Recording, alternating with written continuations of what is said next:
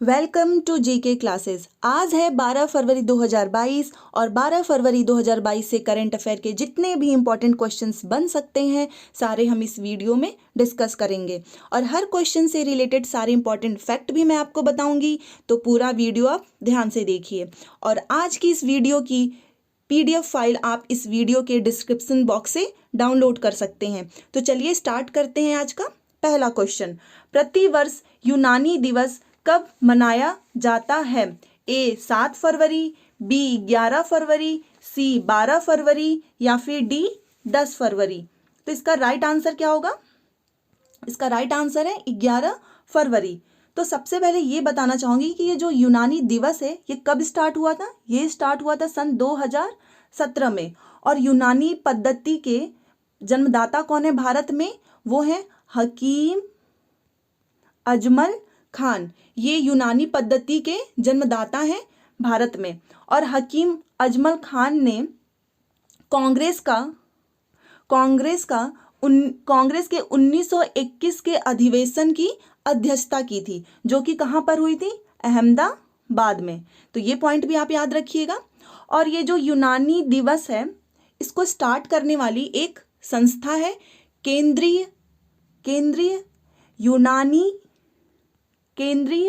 यूनानी चिकित्सा अनुसंधान संस्थान, जो कि कहाँ पर स्थित है? हैदराबाद में। इतने सारे पॉइंट आप इस क्वेश्चन से रिलेटेड याद रखिएगा। तो इसका राइट आंसर क्या होगा? इसका राइट आंसर है ऑप्शन नंबर बी 11 फरवरी।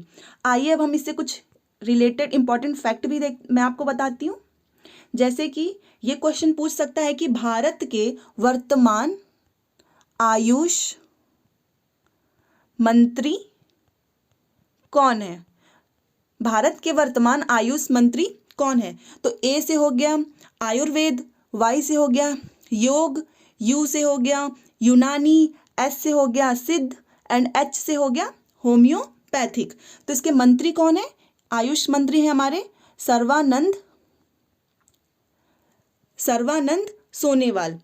तो भारत के वर्तमान आयुष मंत्री हैं सर्वानंद सोनेवाल। इतना पॉइंट याद रखिएगा। और 2021 का ये पॉइंट भी आप याद रखिएगा, 2021 का चिकित्सा का जो नोबेल अवार्ड है वो किसे मिला है? तो वो मिला है जूलियस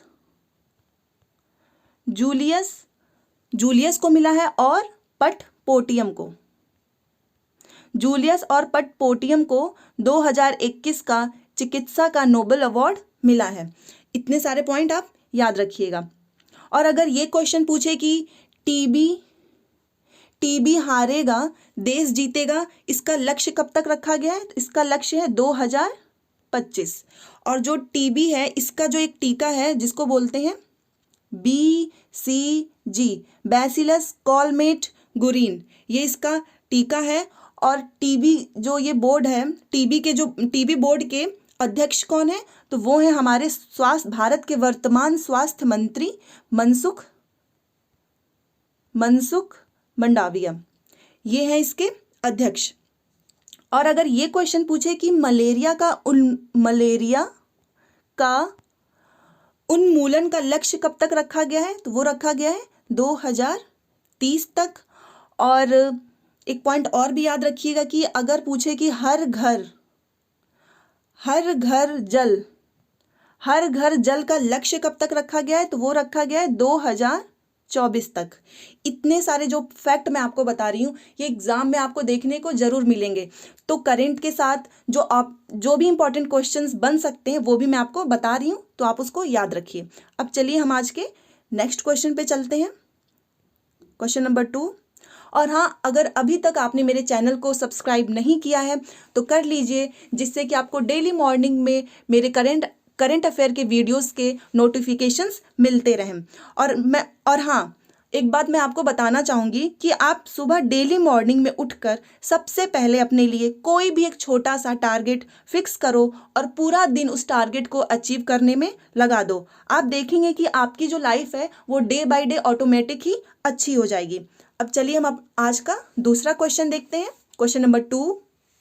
9 से 11 फरवरी 2022 को वन ओशन समिट का आयोजन कहाँ किया गया है? तो ये जो वन ओशन समिट है, इसका सबसे पहले तो इसका मैं उद्देश्य आपको बता दे रही हूँ। इसका उद्देश्य है कि जो महासागर हैं,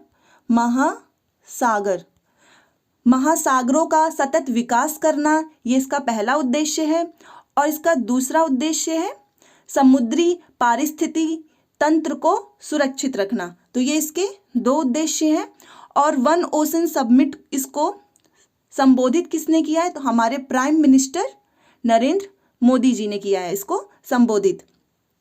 तो इसका जो आयोजन है वो कहाँ पर किया गया है? तो इसका आयोजन किया गया है फ्रांस में। ये इसका राइट आंसर है। और इसका आयोजन कब शुरू होगा? वो होगा 9 फरवरी।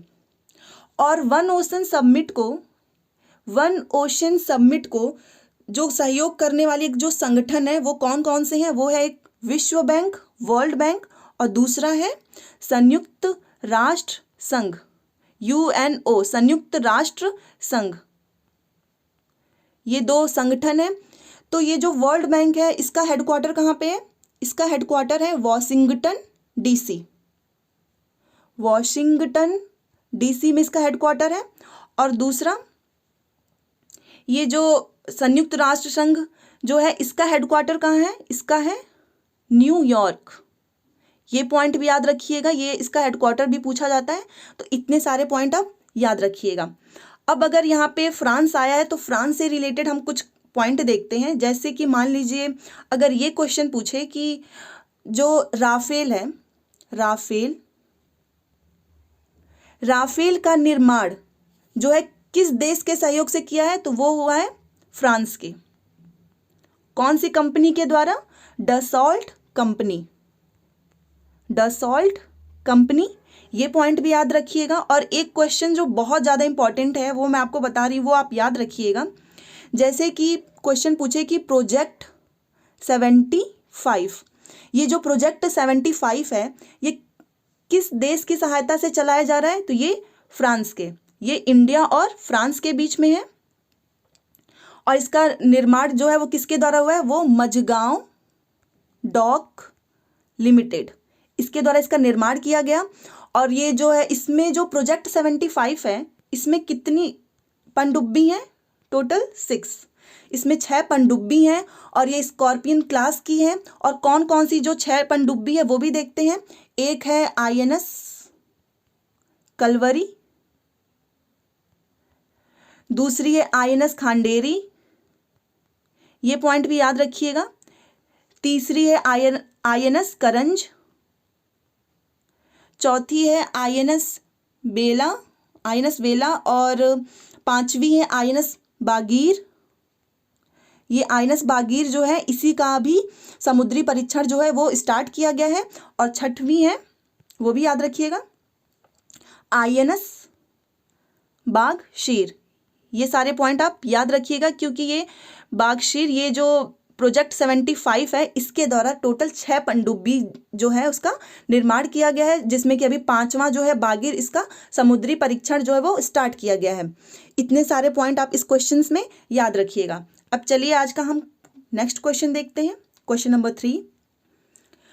Number 3, Tom traffic index ranking 2021 के अनुसार दुनिया के सबसे भीड़ भाड़ वाले शहरों के मामले में मुंबई को कौन से स्थान पर रखा गया है? तो सबसे पहले ये देखते हैं कि पूरे विश्व में सबसे पहले स्थान पर कौन है जिसमें ट्रैफिक इंडेक्स रैंकिंग 2021 के अनुसार दुनिया का सबसे भीड़ भाड़ वाले शहरों में फर्स्ट पे कौन है? तो फर्स्ट पे है इस्तांबुल, जो कि टर्की में है। इस्तांबुल ये फर्स्ट पे है। दूसरे पे है मास्को।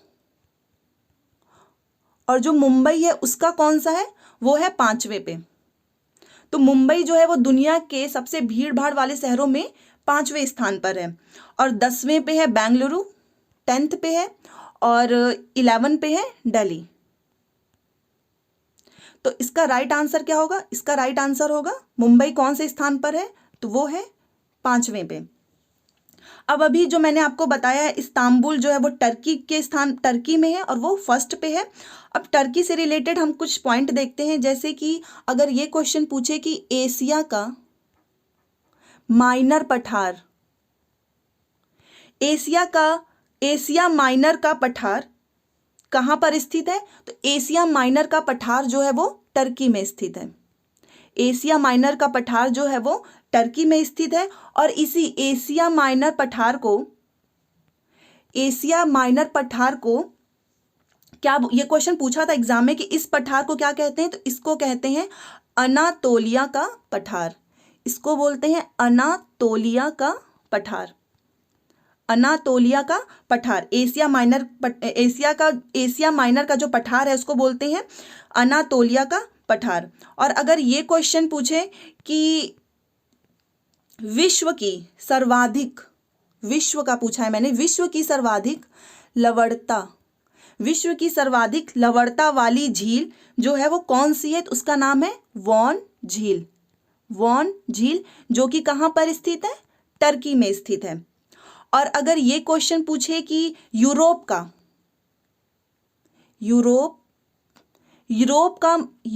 का मरीज किसे कहा जाता है? तो वो भी कहा जाता है टर्की को।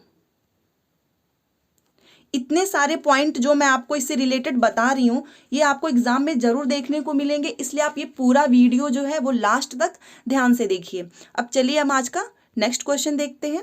क्वेश्चन नंबर 4, हाल ही में कहां पर 3 दशकों के बाद तितली के दुर्लभ प्रजाति सदर्न डफर को देखा गया है?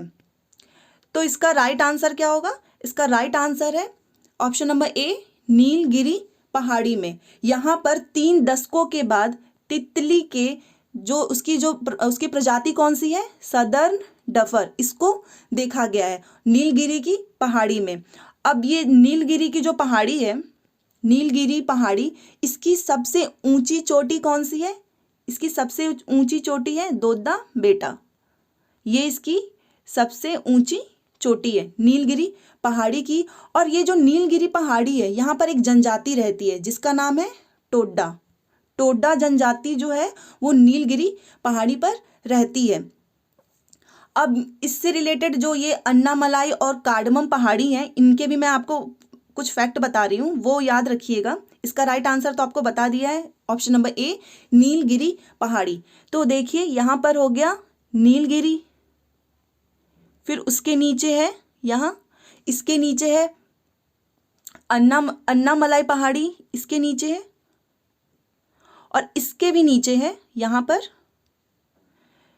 इसके नीचे है यहाँ पर कार्डमम पहाड़ी। तो इसके बीच में जो नीलगिरी पहाड़ी, अन्नामलाई और कार्डमम पहाड़ी के बीच में कौन सा दर्रा है, और नीलगिरी और अन्नामलाई पहाड़ी के बीच में कौन सा दर्रा है, ये पॉइंट भी आप याद रखिएगा। तो यहाँ पर अगर ये क्वेश्चन पूछे कि नीलगिरी और अन्नामलाई पहाड़ी के बीच में कौन सा दर्रा है, तो वो है पालघाट दर्रा है। और अन्नामलाई पहाड़ी और कार्डमम हिल्स के बीच में कौन सा दर्रा है, ये पॉइंट भी याद रखिएगा, तो वो है सिनकोट दर्रा। इतने सारे पॉइंट आप याद रखिएगा।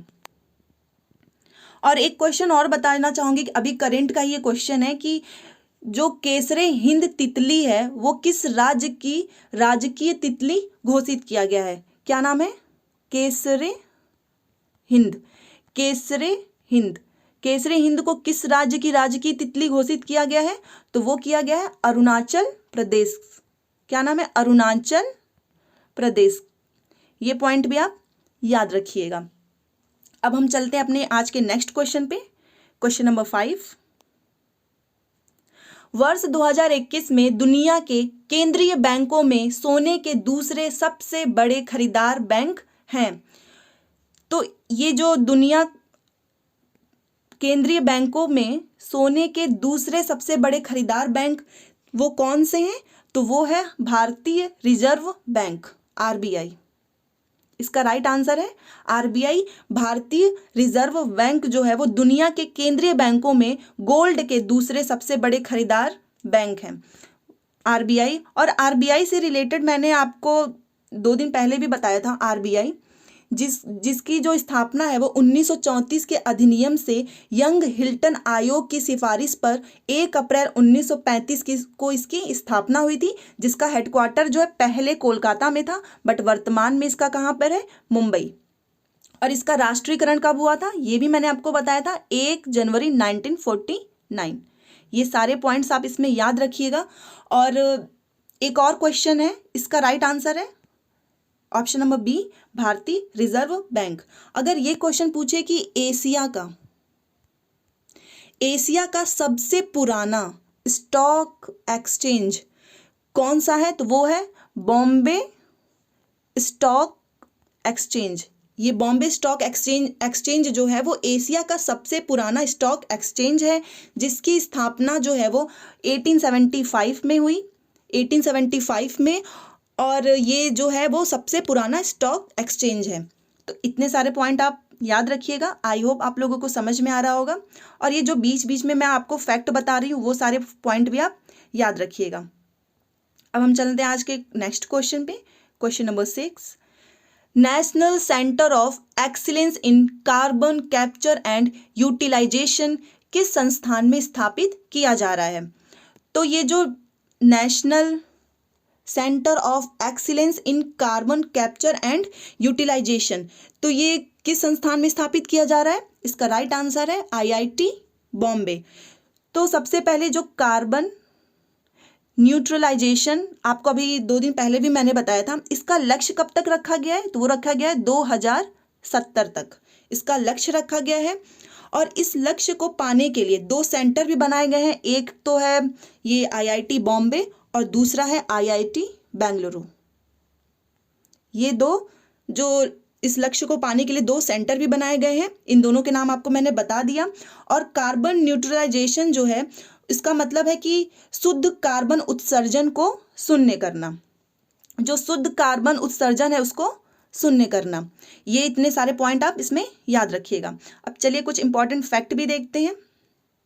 जैसे कि मान लीजिए जो ग्रीन हाउस गैस है, ग्रीन हाउस गैस के उत्सर्जन को कम करने के लिए कौन सा प्रोटोकॉल किया गया था, कौन सा प्रोटोकॉल जो है वो किया गया है, तो वो किया गया है क्योटो प्रोटोकॉल, जो कि कहाँ पर है, जापान में है। क्योटो प्रोटोकॉल 1997 में ये जो है स्टार्ट हुआ था और 2005 से लागू किया गया। जो ग्रीन हाउस गैस है ये क्या करती है, ये तापमान को बढ़ाती है, तापमान को बढ़ाती है। और जो कॉप, इससे रिलेटेड ही बता रही हूँ, जो COP 26 है ये कहाँ पर हुआ है, COP 26 जो है ये ग्लासगो में हुआ। ग्लासगो जो कि कहाँ पर स्थित है, स्कॉटलैंड में स्थित है। और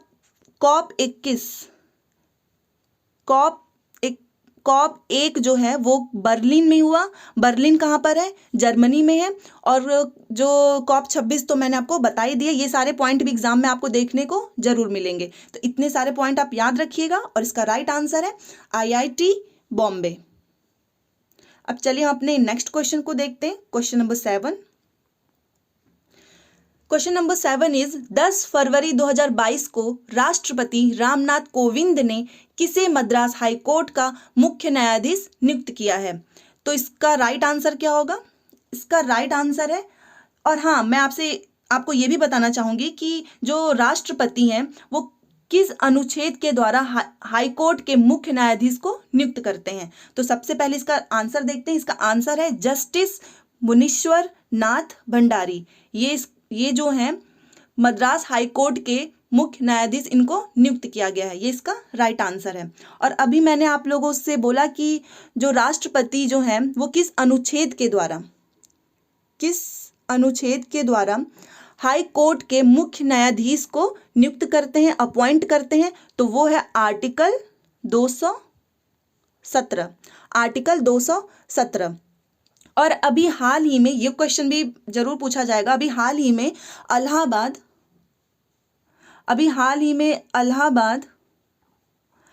इलाहाबाद हाई कोर्ट में मुख्य न्यायाधीश किसे बनाया गया है, तो वो बनाया गया है राजेश बिंदल को।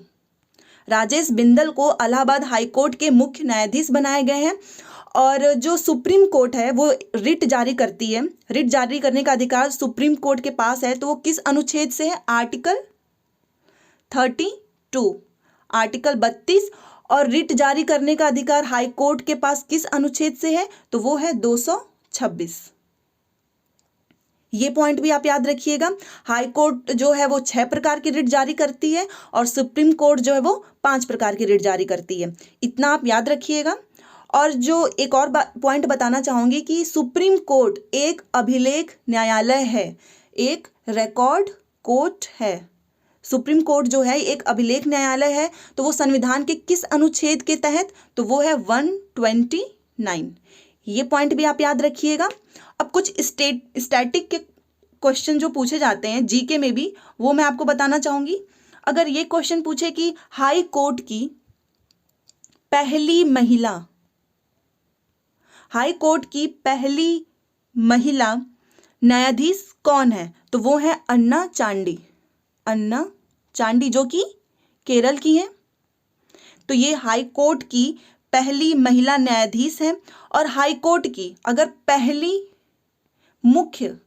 अगर हाई कोर्ट की पहली महिला मुख्य न्यायाधीश पूछे तो वो है लीला सेठ, जो कि कहाँ की है?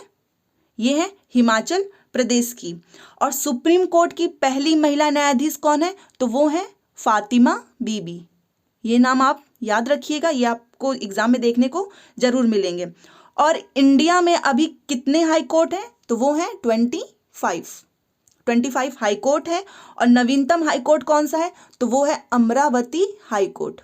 नवीनतम high court Amravati high court. और देश की पहली पेपरलेस हाई कोर्ट कौन है, कौन सी है? ये जरूर याद रखिएगा, बहुत ज्यादा इंपॉर्टेंट है। देश की पहली पेपरलेस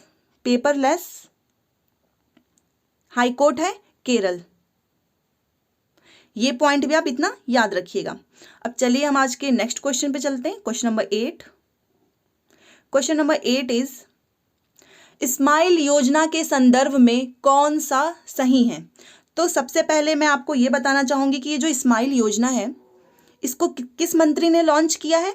तो इसको किया है वीरेंद्र कुमार, जो कि वीरेंद्र कुमार ये हमारे कौन से मंत्री हैं? सामाजिक न्याय अधिकारिता मंत्री हैं। और ये जो स्माइल योजना है इसका उद्देश्य क्या है? तो इसका उद्देश्य है आजीविका में सुधार करने के लिए इस योजना को लॉन्च किया गया है। और ये जो योजना है वो 12 फरवरी यहाँ पर 12 फरवरी 2022 को किया जाएगा। यहाँ 12 फरवरी 2022 इसका जो शुभारंभ है वो 12 फरवरी 2022 को किया जाएगा। ये भी सही है। इसका पूरा नाम support for marginalised individuals for livelihood and enterprise है। ये भी सही है। एंड ऑप्शन नंबर सी, इसका उद्देश्य जो है वो हाशिए पर खड़े व्यक्तियों को आजीविका और उद्यम के रूप में मदद करना है। ये भी सही है। तो इसका आंसर क्या होगा? इसका राइट आंसर होगा ऑप्शन नंबर डी, उपर्युक्त सभी। ये सारे जो हैं ये सही है। और इसको लॉन्च किस मंत्री ने किया है वो भी मैंने आपको बता दिया है, वीरेंद्र कुमार। इसका उद्देश्य भी आपको पता चल गया है। इसका उद्देश्य है हाशिए पर खड़े व्यक्तियों की आजीविका और उद्यम के रूप में मदद करना है। चलिए कुछ इंपॉर्टेंट फैक्ट भी देखते हैं। अगर ये क्वेश्चन पूछे कि ट्रांसजेंडर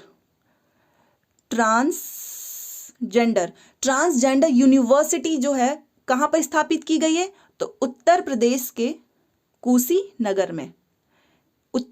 कुशीनगर में ट्रांसजेंडर यूनिवर्सिटी की स्थापना की गई है।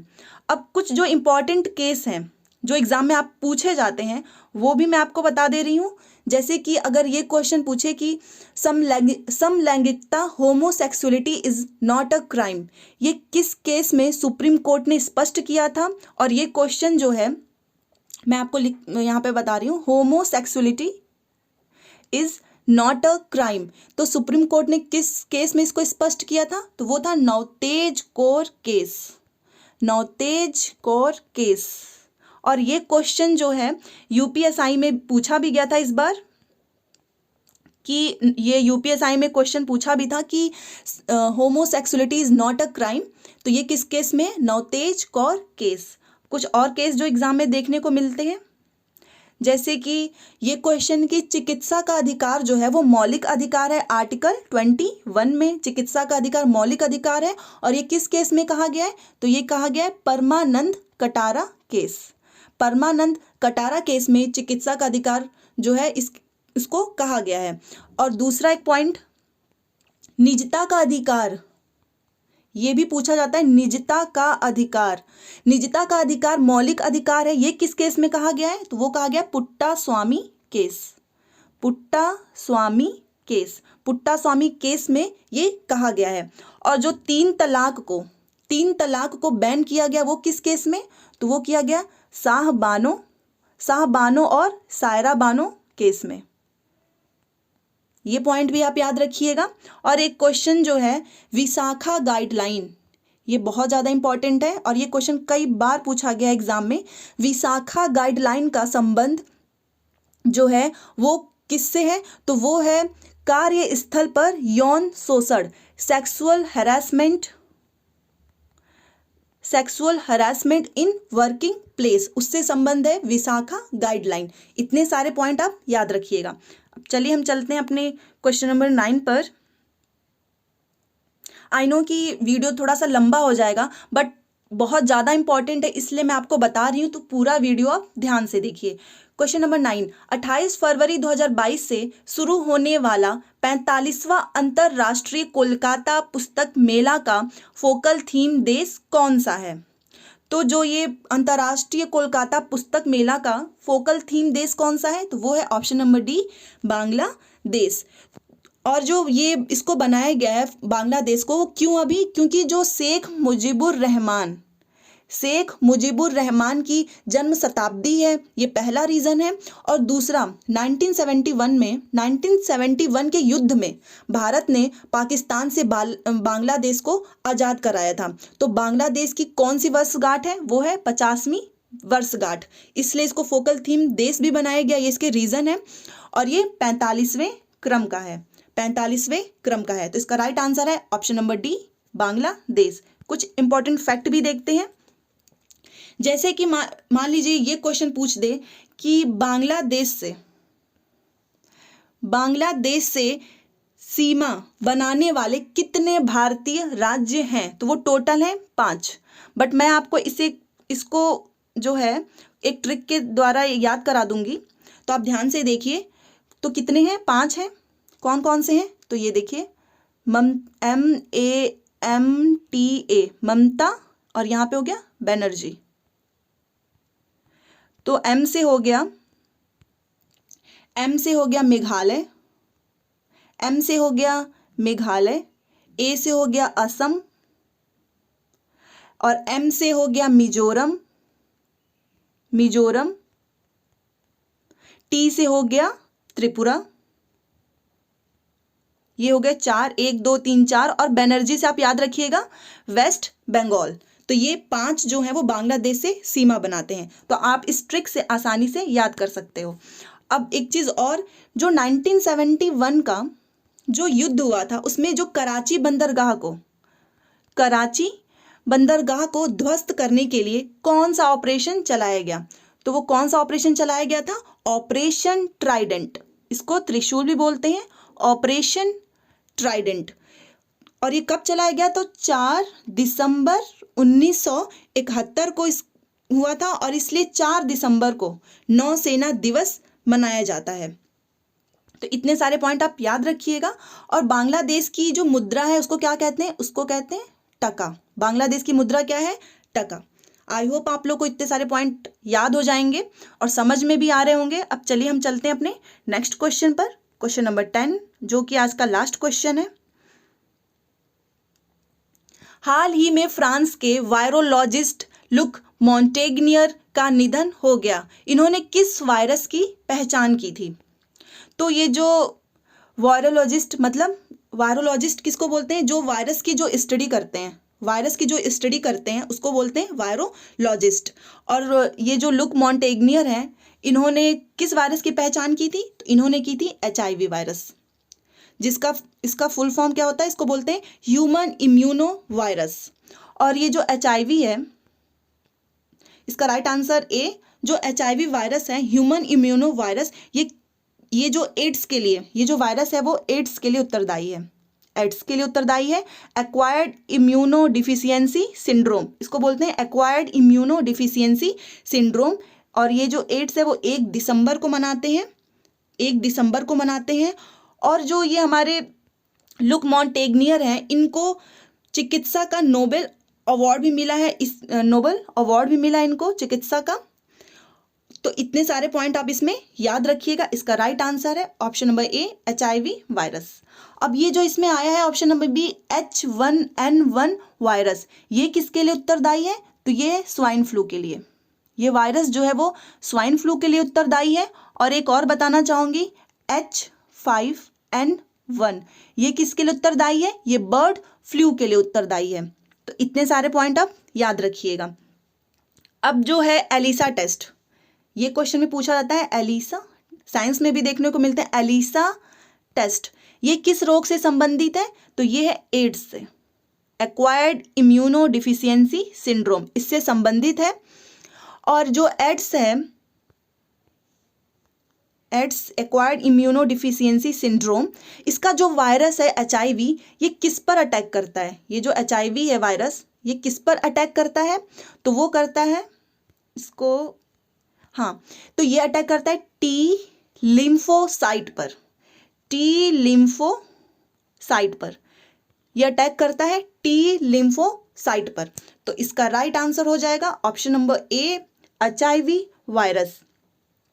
अगर आपको ये वीडियो अच्छा लगता हो तो इसे स्टडी से रिलेटेड जो भी ग्रुप हो, व्हाट्सएप ग्रुप, फेसबुक ग्रुप, आप उसमें इसे जरूर शेयर किया करो।